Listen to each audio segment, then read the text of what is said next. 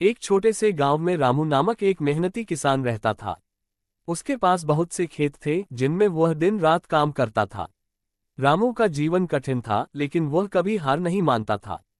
उसका सबसे प्रिय साथी उसकी नदी थी, जो गांव के पास बहती थी।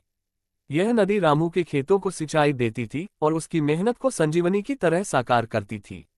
एक दिन गांव में सूखा पड़ा। नदी का पानी घटने लगा और रामू का खेत सूखने लगा। वह परेशान हो गया क्योंकि उसकी पूरी फसल इस नदी के पानी पर निर्भर थी। हर दिन नदी का पानी और भी कम हो रहा था। रामू ने नदी के किनारे बैठकर सोचा, अगर यह नदी ऐसे ही सूखती रही तो मेरा क्या होगा? मेरी फसल कैसे बचेगी? रामू ने ठान लिया कि वह नदी से बातचीत करेगा। वह नदी के किनारे गया और उससे कहा, हे नदी, तू तो मेरी जीवन रेखा है। तू मुझसे दूर न जा, मुझे तेरा पानी चाहिए। मेरी मेहनत और तेरी मदद से ही मेरा घर चलता है।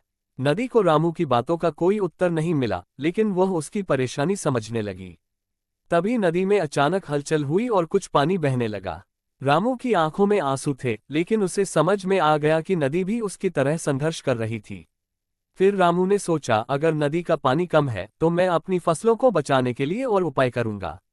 उसने नदी के पानी को बचाने के लिए अपनी जड़ी बूटियां बोईं और तालाब बनवाए। साथ ही उसने धरती में पानी को सहेजने के तरीके अपनाए।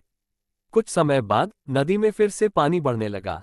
रामू ने देखा कि उसकी मेहनत रंग लाए और उसकी फसलें फिर से हरी भरी हो गईं। नदी और किसान का रिश्ता अब पहले से भी ज्यादा मजबूत हो गया था।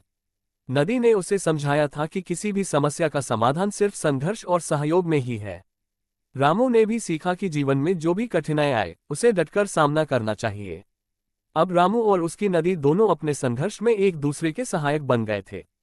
किसान ने अपनी मेहनत से साबित कर दिया कि अगर इंसान ईमानदारी से काम करता है तो उसे किसी भी मुश्किल से जूझने का साहस मिल जाता है।